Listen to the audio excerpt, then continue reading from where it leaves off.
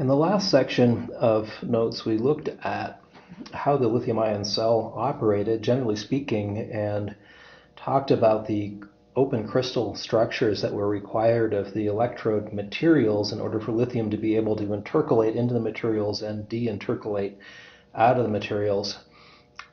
In this section, we're going to look a little bit more at the atomic level, the atomistic level, to see how these structures are actually organized in order to say, oh, that's how lithium fits in there.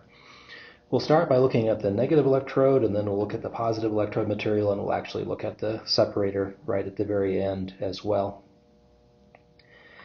There are several choices that are possible for the negative electrode of lithium-ion cells. By far, the most common one that's in present use is some form of graphite. There's some lithium titanate materials that are being looked at, and some people are manufacturing cells, and they have some advantages, but graphite, by far, maybe 99% of all cells manufactured, maybe more than that, have a graphite in the negative electrode.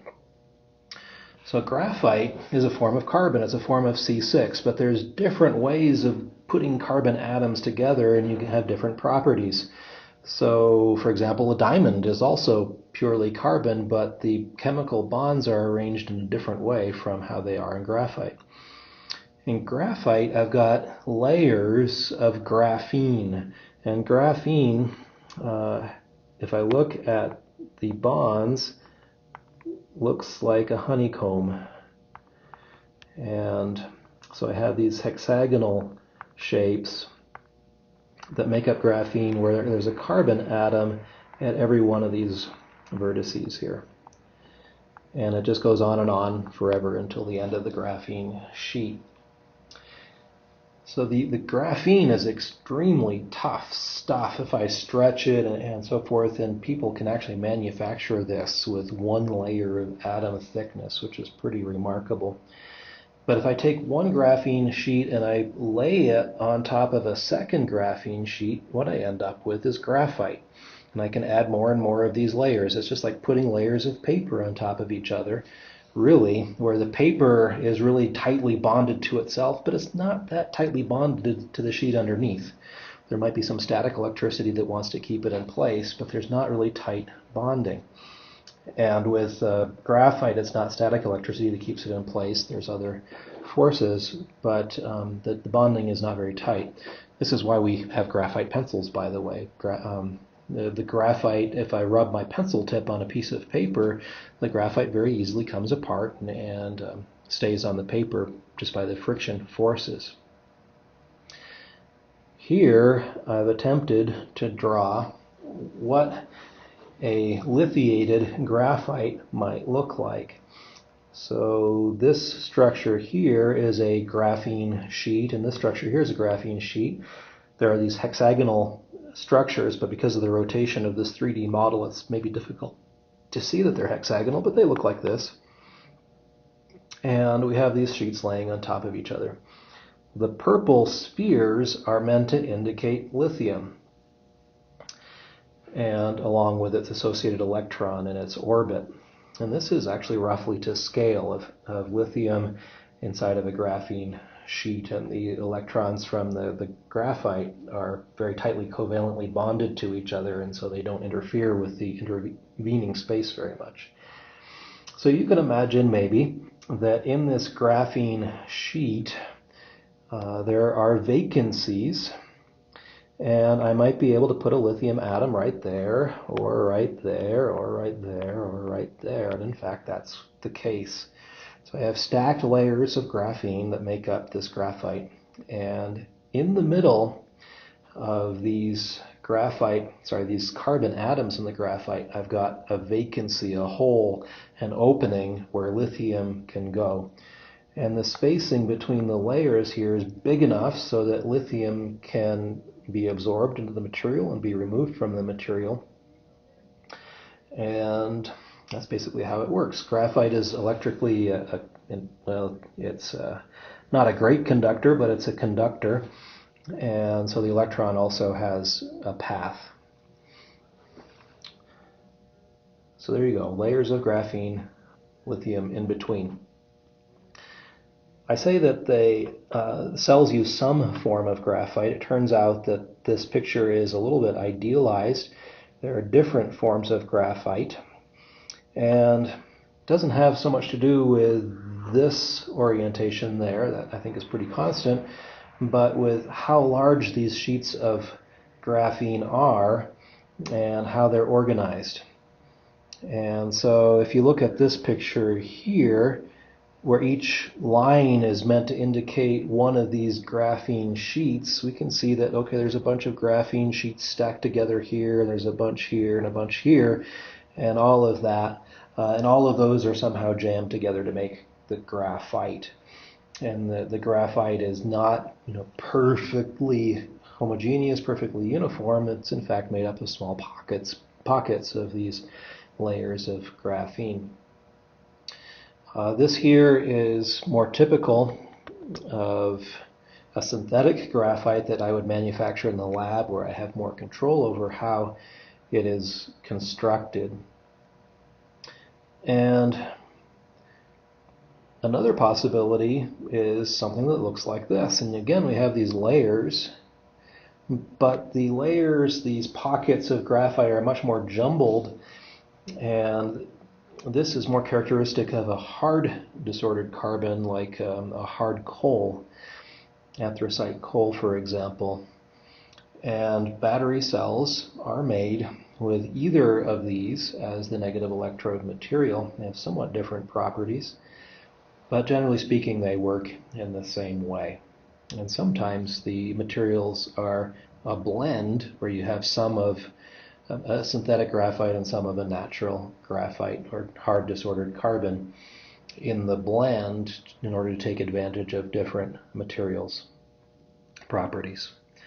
Some kind of carbon, though. Carbon, very, very common, of course, and very, very inexpensive. There are other possibilities. I mentioned one, lithium titanate. That one advantage of lithium titanate as a negative electrode is that those cells built with it tend to last forever. They are extremely robust, but the cells built with lithium titanate have a much lower voltage, and so they can't store as much energy in the same volume or mass. So that's a concern. Another possibility is if you look at the periodic table and you say, well, what looks like carbon? And you go down to the next row beneath it and you get silicon. People are looking at silicon as a negative electrode material. Here we can store a maximum of 1 lithium per 6 carbon.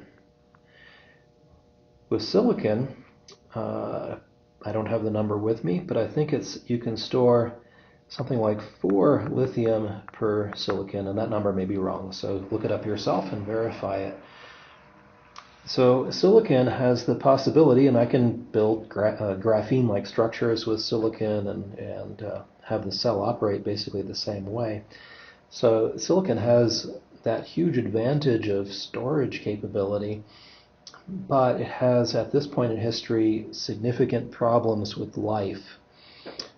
If I take a graphite that has no lithium in it at all and measure its volume, and then I completely put as much lithium in it as I can and measure the volume change is on the order of a few percent.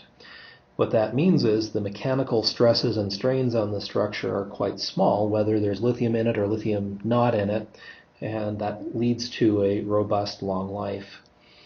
With silicon, the volume changes dramatically if I have lithium in the structure or not in the structure, and the mechanical stresses cause very rapid breakdown.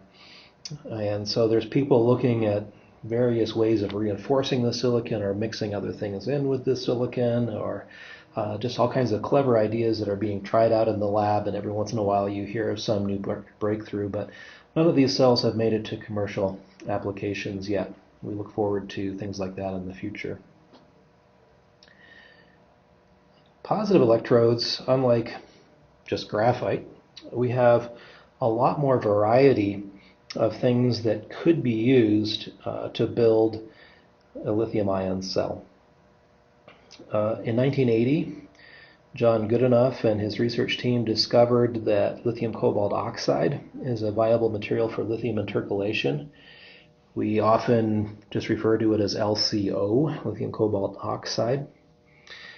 And the material is drawn to the right. And the first time you see a figure like this, it might be a little bit confusing. So let me try to explain what's happening.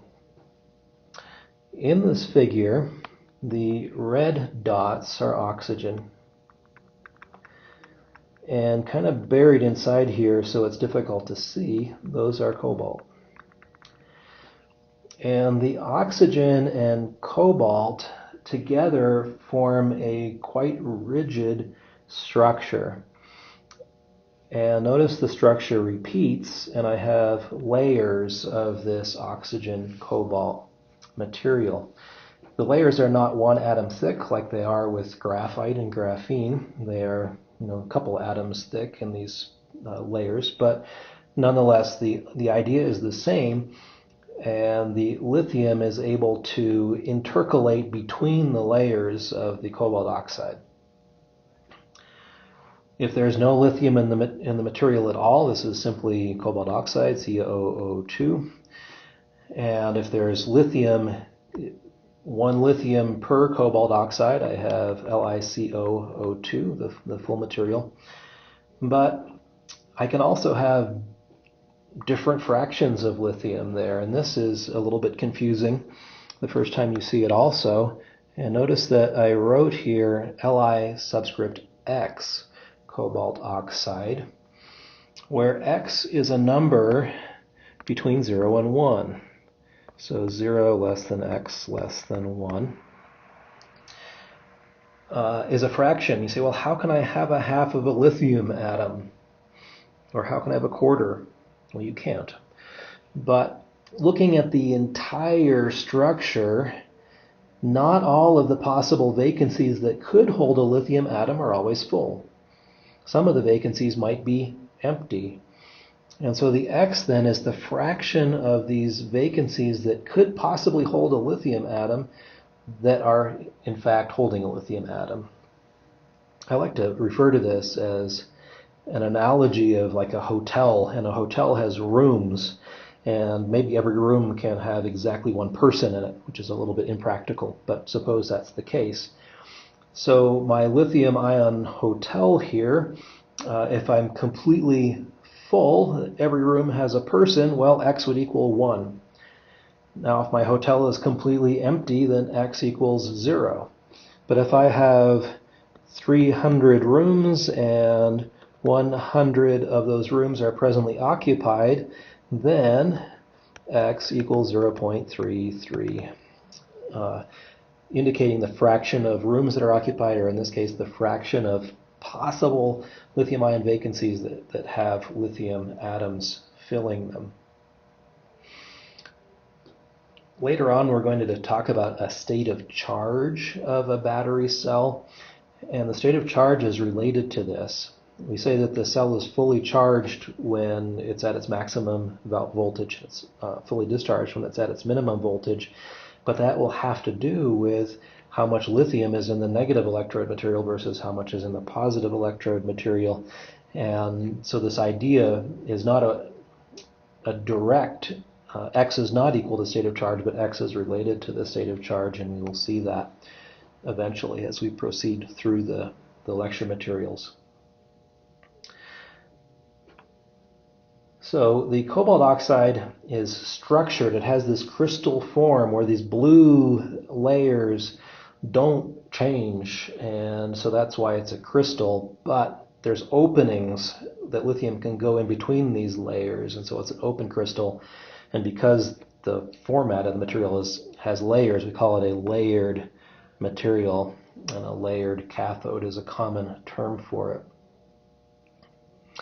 Another thing that I will point out here, because it will be different in some of the other materials, is if I want to get lithium into and out of this material, I can do it from the front to back direction into these layers. I can do it from the left to right direction, but I cannot do it from top to bottom.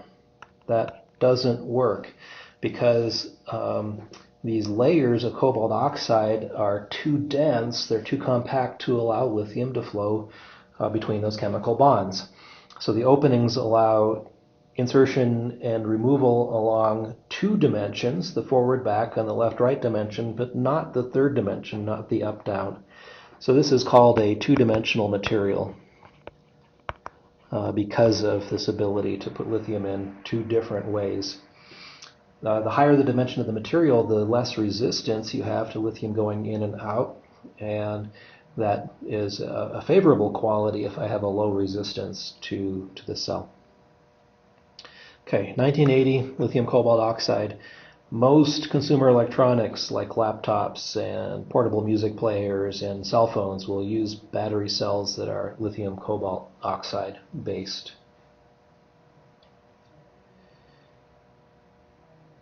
Okay, I think I talked about this. So the cobalt oxide bonds are these blue, darker blue regions. The lithium is very, very loosely bonded, not really bonded hardly at all. And so I show it here. It says lighter. Well, there's no color at all. That's the white space in between the layers. And I mentioned also that LCO is often used in portable electronics. You might say, well, if it's good for my cell phone, why is it not good for something larger like an automotive application? A couple of reasons. One is that cobalt that's used in this is a rare element. It's a very toxic element, and it's expensive. Think expense. It always boils down to, in one way or another, to the economics. So because it's rare, it's expensive. Because it's toxic, it's expensive because I have to handle it in certain ways to prevent health risks. So maybe I can have a relatively expensive cell in my portable electronics because I've got a very, very small battery cell required, and the amount of cobalt in a very, very small battery cell is not very big, and therefore I don't pay very much for the cobalt.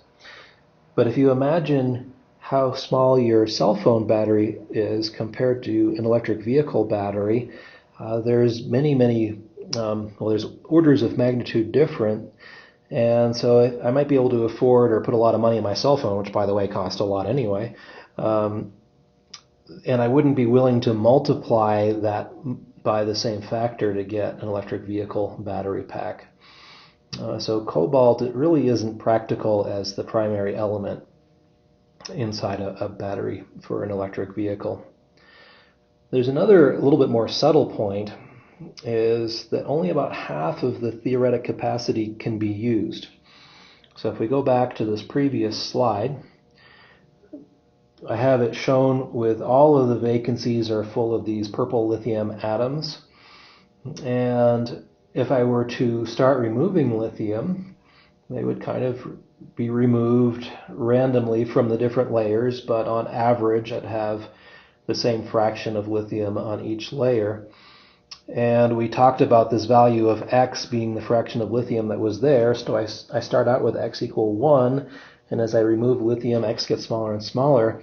Well, when I get down to x equal about 0.4, maybe 0.5, I find that I permanently damage the cobalt oxide layers. What happens is I don't have enough lithium here in between the layers. There's lithium in between the layers. I don't have enough lithium between the layers anymore to keep the layers apart from each other. It's kind of like pillars holding up the roof. And when I remove a certain amount of lithium, the roof collapses and these layers collapse on each other. Probably not all the way, but enough so that there's no more space to allow lithium to come back in. So the lithium that remains in that layer gets trapped, and I can't get lithium back in, and so the capacity of the cell is permanently damaged, permanently diminished. So I can use only about 0.4 to 1, and in practice it's usually about 0.45 to 95. So it's about half of the capacity of the theoretic capacity can be used. Okay, well, cobalt is expensive. Can I replace cobalt? We can go look at the periodic table and pick and choose some other element to put in this structure that has similar properties to cobalt but is not cobalt, and so researchers have tried putting in nickel. Nickel is quite a bit less rare and toxic and expensive, and bonus, I put it in and I actually get a somewhat higher voltage, and that means I've got more energy storage. So that sounds ideal. Let's just get rid of all of the cobalt and we'll put nickel in instead. Well, no free lunch. Nickel cobalt oxide batteries are, lithium nickel LNO. Lithium nickel oxide batteries are not very thermally stable. If I overcharge them at all, they will very rapidly heat up and to the point where they will catch fire, and that's not considered a good thing. So you have the advantage of less expense, higher voltage, but you take a hit in safety, and I don't know of any commercial lithium nickel oxide battery cells. People have put in all kinds of different atoms in place of cobalt. They've tried aluminum, they've tried chromium, they've tried manganese, and they all have somewhat different properties. One of them that is commercially successful is sometimes called NCM, sometimes called NMC, and it's a blend of nickel and cobalt and manganese in different fractions. So some of the cobalt is replaced by nickel and some is replaced by manganese, and an even ratio of 1/3 of each is pretty common, but that's not a requirement. And that has the same kind of layered structure, so the picture of the atomic crystal structure looks the same, and it has some properties from all three metals. And so it has some of the benefits of energy storage from the nickel, but then some of the stability of the cobalt and the inexpensiveness of manganese. And manganese is basically dirt. It's pretty environmentally benign. So NMC or NCM is quite popular, and it appears to be taking over the automotive market at this point in time. There's another chemistry called NCA, which is a blend of nickel, cobalt, and aluminum. So no manganese. And this has also been commercialized by a French company called Saft. And I believe that this is what's used in the Tesla electric vehicles, although I can't say that for certain. I don't remember that off the top of my head. But it's just another blend that's similar to that. So all of those are variations of what we call a layered cathode material, or a two-dimensional cathode material that operates in much the same way as the graphite material does for the negative electrode. So that was 1980 and development after that. 1983, same researcher, Dr. Goodenough, and a graduate student, Thackeray, proposed a different material, lithium manganese oxide, and also called LMO, as an alternative possibility. This is not magnesium, by the way, it's manganese. That's a different element. And the picture is drawn on the right, and unlike the layered cathode, this one is really, really tricky to draw in 2 dimensions. Yes, thank you. The reason is that the crystal structure has a very complicated 3-dimensional structure or pattern to it. The only way to really be able to understand this well is to have it inside of a CAD program and to be able to rotate this around and look at it. And I do have that. If anyone is interested, send me an email and I'll try to find that file and show you how to download the CAD program, which is a free download. And you can see how this material rotates around and how the lithium fits in. But again, in this drawing, the red circles are oxygen, the blue circles are the manganese, and the purple spheres are lithium. This material has the property that it has tunnels going through it that are all interconnected in complicated ways, so I can put lithium in and out that way or that way. So top to bottom, left to right, and front to back. So all three dimensions allow inserting and deinserting lithium. So we call it a three-dimensional or a 3D structure versus the 2D for the layered structure and the 1D for the next structure that we'll look at. The vacancies are actually quite large between the crystal structure of the LMO. And so the value of X here in LAXMN204, usually it goes from 0 to 1, but it's actually possible to cram 2 lithium atoms into each opening, so it can go all the way up to 2. You'd think going up to 2 would be better. It's like, oh, I've doubled my capacity, and that is better. But it also turns out that when I have more than 1 lithium atom per vacancy, on average, the structure of the lithium manganese oxide crystal begins to degrade. If there's any acid in the electrolyte, it will dissolve the structure. And if you think of my hotel here with all of the rooms that can hold lithium, all of a sudden I'm dissolving it, and my hotel is losing rooms from the outside in, which is bad if you happen to have one of those rooms. So you're losing capacity, you're losing the ability to store lithium.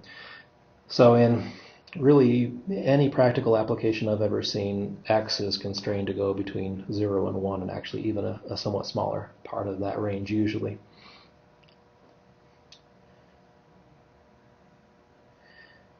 One reason to use the LMO versus LCO is manganese is much less expensive. It's thermally more stable, so if you overcharge LMO, you can still cause a fire if you try hard, but it tends, instead of the LCO, if you overcharge it, you might have seen on the internet videos of laptop fires with flames shooting out of the laptop a foot or 2 feet or more. Lithium cobalt oxide fires are very, very vigorous and exciting to watch. Overcharging an LMO cell tends to just kind of glow. You don't have these flames shooting out. At least it's much harder to get that to happen. So it's much more benign. So you say, oh great, it's cheaper, it's safer, I should use it. Well, they also tend to have shorter lifetimes due to this possibility of manganese dissolving into the electrolyte. So for a while, I noticed that there were people making LMO cells quite a lot and using them in applications. Anymore, it's usually some kind of a blend. LMO might be blended with something else, so you get some of the good properties of LMO and some good properties of some other positive electrode material, and you tend not to see cells having pure LMO in it. There are attempts and there are research groups looking at ways of improving the lifetime of LMO.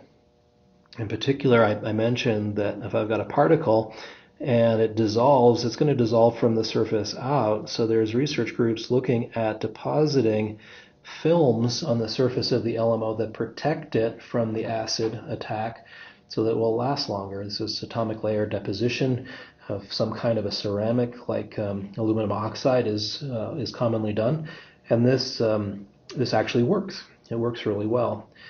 But even these films will degrade over time, and as soon as the film degrades, there's some opening here where the acid can get in and degrade the LMO again. So they can extend the life, but they can't make the life infinite. And most of what people are doing, especially in companies, is trade secret.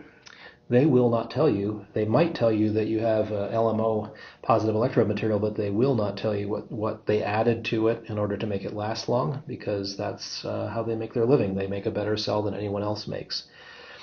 And it seems to me, I'm sure it does not seem to them, but it seems to me as an electrical engineer that the process by which they do this is a bit like black magic. They throw in a little bit of additive of chemical X or chemical Y or chemical Z, and then they do some testing to see if this makes the cell last longer. And really it's not magic. Really it's very well informed material science by some very, very experienced and smart material scientists who understand what the mechanisms are that are causing the degradation, and so they put in some potential chemicals that will bypass these mechanisms or short circuit them so that the degradation does not happen to the active material but happens to the additive instead, so that the cell will last much longer. But this is still art. It's very, very hard to do this scientifically because, to predict what adding a chemical will do, because you need very, very detailed molecular level simulations, and that goes down to quantum chemistry, and it's very, very tricky. So people are working on that. I think it will happen, but right now it's more trial and error and trade secret. Third type of cathode or positive electrode material we look at. Again, look at this. Dr. Goodenough, same research group, is responsible for all three of the dominant styles of positive electrode materials. So Dr. Goodenough and his research group proposed what's called an olivine style, which is just a name for the crystal structure, that uses phosphates in it as another category of positive electrode material.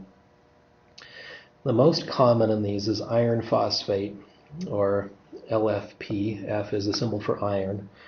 So LFP is the most common in this family. And in the picture, again, the red dots are oxygen. Phosphorus is, I think, in here, and these kind of blue dots and the brown dots are iron in this structure. And it's a little bit difficult to see, again, unless you have the 3D rotatable image on your computer screen. But this structure has a lot of openings in it, but the openings that are large enough to allow lithium atoms to easily traverse are in one-dimensional, just longitudinal tunnels. So you can see that lithium is in these rows here, in these lines. So lithium can enter and exit this material only along these one-dimensional tunnels.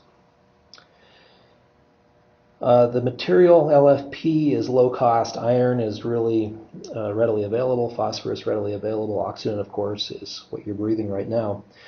Very low toxicity, but also the cell voltages that you get with lithium iron phosphate cells are quite a bit lower than for the other type of positive electrode materials that we looked at. So the LCO and LMO typical cell voltages, nominal cell voltages, are usually around 3.7 to 3.8 volts.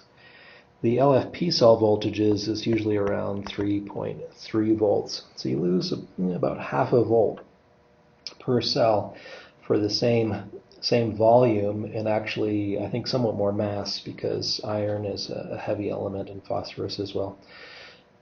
So the energy density and specific energy is lower for iron phosphate than it is for the other materials. Also, it tends to have a much higher resistance because of this 1D structure. And resistance is not a positive thing for a battery cell. We want it to have low internal resistance so it's able to deliver a lot of power. And so iron phosphate kind of was at the fringes of battery technology for quite a while, until a group that was originally at MIT formed a company called A123, and they built iron phosphate cells that were based on extremely small particles. So it's iron phosphate, but they call it nanophosphate because they measure the size of these particles in nanometers rather than micrometers. Very, very small. Well, why does that help? Well, remember, the small particle size gives us more surface area. So even though only one dimension of this surface allows the insertion and removal of lithium and the other two dimensions do not, there's just so much surface area that becomes less of a concern.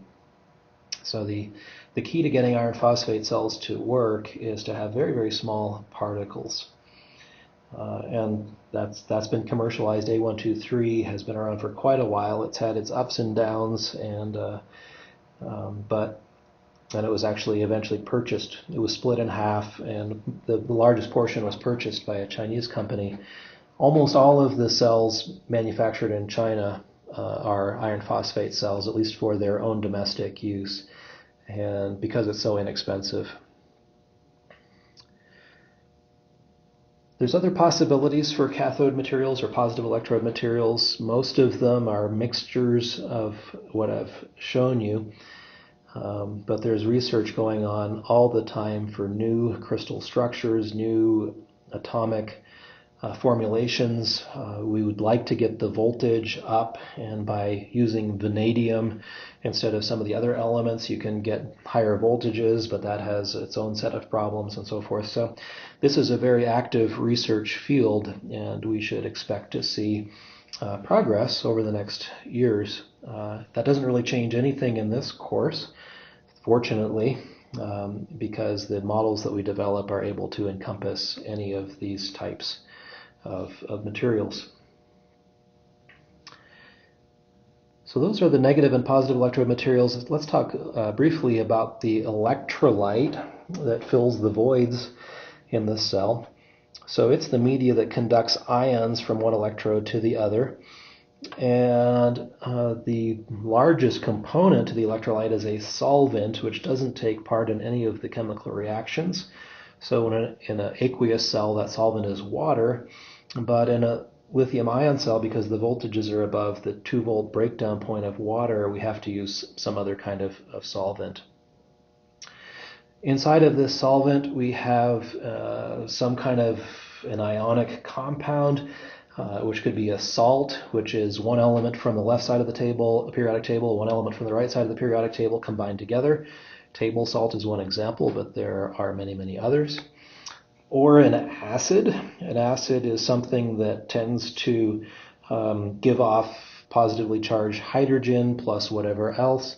Or a base. A base is something that tends to give off negatively charged hydroxide and then something else. So any of these is possible. As I mentioned, the electrolyte in lithium-ion cells uses a non-aqueous solvent, and to handle the high voltages, organic solvents are able to do that. And then instead of using an acid or a base, we use a lithium-based salt.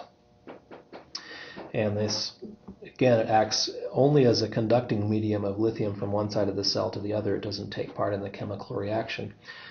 Most common salt by far is lithium hexafluorophosphate, or LiPF6. There are some others that have been used, and those are listed. But again, the most common is this LiPF6. The solvent is can be one of a number of things, usually a mixture.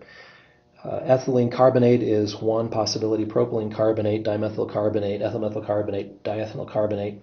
You'll see them, usually not their full names, usually you'll see articles that talk about EC or PC or DMC, and as a mixture they'll say 3-to-1 EC DMC by volume or something like that to indicate what the mixture is. I have drawn here the chemical stick diagram of these solvents to show you that at least this family has one feature in common. Not all of the solvents that are used for lithium-ion cells have this feature, but certainly the most common ones are shown, and they do. Notice that there's a carbon atom double bonded with an oxygen at the top of each of these diagrams, and then there's these other hydrocarbon chains that are connected as well. Well, this double bonding at the top tends to pull the electrons away from the oxygen in a way that this here has a slight negative charge on this side of the molecule. Much like water as a solvent, you probably know this. I've got oxygen, hydrogen, hydrogen. The whole atom is neutrally charged, but if I look very, very locally, there's a small negative charge there, a small positive charge there, and a small positive charge there because of this asymmetric construction of I think it's about 120 degrees between these atoms coming off. So this asymmetric construction causes the atom, even though the net charge is 0, to be somewhat polarized, And it allows me to have a positively charged ion in the neighborhood over here and a negatively charged ion in the neighborhood over here. It tends to dissolve a salt in order to accomplish that. Put table salt in water, it will dissolve. Same idea with all of these organic solvents is I've got a slight negative charge here that tends to attract the Li+. And I'll have slight positive charges down at these branches here that tend to attract the PS6-. So that's why they act as a solvent that breaks the salt apart. The solvent does not participate in the chemical reaction in the cell at all, at least the main reaction it doesn't. The side reactions it can, which is one reason cells don't last forever. It's because the solvent will participate in a side reaction that causes damage. But that's over a very, very long time period, and so we usually ignore the solvent in our models. You should at least be aware, though, that there's a reason why different solvents are used. Some of them have different properties from each other regarding these aging effects of these side reactions. And some of these solvents are actually by themselves, they have a very, very high freezing temperature, so that at 0 degrees Celsius, some of these are solid and they don't really allow electron or ionic conductivity. And so I have to use at least some solvent in the cell that will work at cold temperatures and maybe mix it with a solvent that works better over warm temperatures in order to get some kind of an optimized overall performance. So there's a lot of science, a lot of design and choosing and building your solvent, and there's nothing that's quite ideal that's been discovered yet. And all of these solvents will break down if exposed to too high of a voltage, which is one reason that lithium-ion cells kind of top out around a little over 4 volts, is because we're still looking for the ideal solvent that has 6 volts breakdown and doesn't degrade and all of that. Again, more research happening in that area. So because the solvent itself doesn't really participate in the chemical reaction, and the salt does in the sense that it transports lithium back and forth and the PF6 back and forth, when I refer to the electrolyte, technically I'm referring to the salt and the solvent together, but a lot of times I'm thinking really only about the salt because that's the most important part in how the lithium-ion cell works. One final note in this chapter, or in this topic, is the separator. And I mentioned earlier that the separator is a physical barrier that prevents the negative electrode particles from contacting directly the positive electrode particles, because if you had direct contact, there would be a short circuit, the electrons would transfer, the ions would transfer, and your cell would become discharged and it would not store energy. I have to have a physical barrier. This physical barrier ideally is very, very, very thin, because any thickness to it is going to be wasted space that I'm not storing energy in. So I want something thin.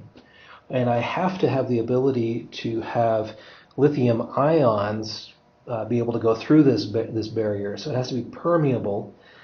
So it has to have holes in it that are small enough that big enough that lithium ions can go through, but small enough that the particles cannot touch each other through the barrier. Here is an SEM image of separator material that was taken by our colleagues at CSU. And so you can kind of see it's not exactly a screen door, but it's kind of like a screen door. You can see all the little holes in between, and this is kind of a fibrous material. It's really a plastic that has been semi-formed and then stretched. And the stretching while the plastic is drying out causes these holes to be formed. This picture here is a slightly different image where you can see here, this material is the separator. You can kind of see the same structure as the other image on the right. But this is a typical lithium manganese oxide particle on top of the separator. And I include that picture. This was taken by our colleagues at the University of Michigan, along with the other SEM images I showed earlier. this gives you the relative scale, so you can see, oh yeah, so that if the particle is that big, then there's no way the particle is going to touch a particle on the other side. It's just too massive. But then for you to also to see, oh yeah, there's holes all the way through this. Everywhere there's holes, so the lithium ions can go through. The final property of the separator is that it cannot be electronically conductive.